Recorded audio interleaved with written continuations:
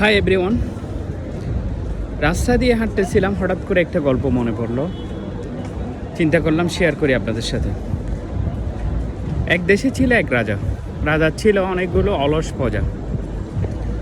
এখন এই প্রজাগুলো যখনই কোনো সমস্যার সম্মুখীন হতো তখনই রাজার কাছে ছুটে আসতো। রাজা একদিন বিরক্ত হয়ে সব প্রজাকে তার রাজ্যভাণ্ডারে আমন্ত্রণ জানালো এবং জানিয়ে সবাইকে বলল, আজকে থেকে যে যার সমস্যার সমাধান করবে, রাজার সমস্যার সমাধান করবে না কারো। এই বলে যখন বিদায় দিচ্ছিল তখন রাজা সেনাপতিকে নির্দেশ দিল রাস্তার মধ্যে একটা বৃহৎ পাথর রাখার জন্য, বড় পাথর।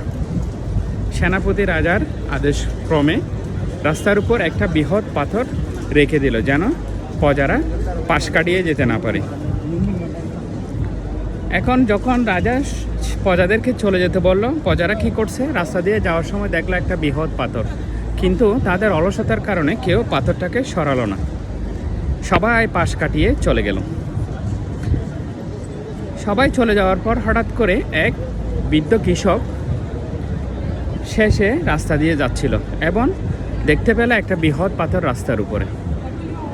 এবং ওই সময় বৃদ্ধ কৃষকটা কী করলো, খুব কষ্ট করে পাথরটা সরিয়ে সে রাস্তাটাকে পরিষ্কার করলো, সমস্যার সমাধান করলো।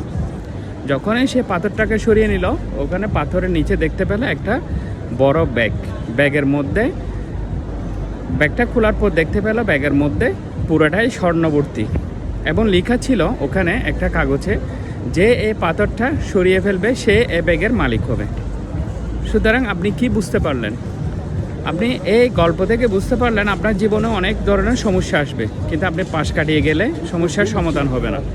যখনই আপনি সমস্যার সমাধান করবেন ওই বৃদ্ধ কৃষকের মতো, তখনই আপনি সুযোগের দ্বারগোড়ায় পৌঁছে যাবেন। সুতরাং আজকে থেকে কখনো সমস্যাকে সমস্যা মনে করবেন না, সবাই সমাধান করার চেষ্টা করবেন, তাহলে আপনি একদিন সফলকাম হবেন। ধন্যবাদ সবাইকে ভিডিওটি দেখার জন্য।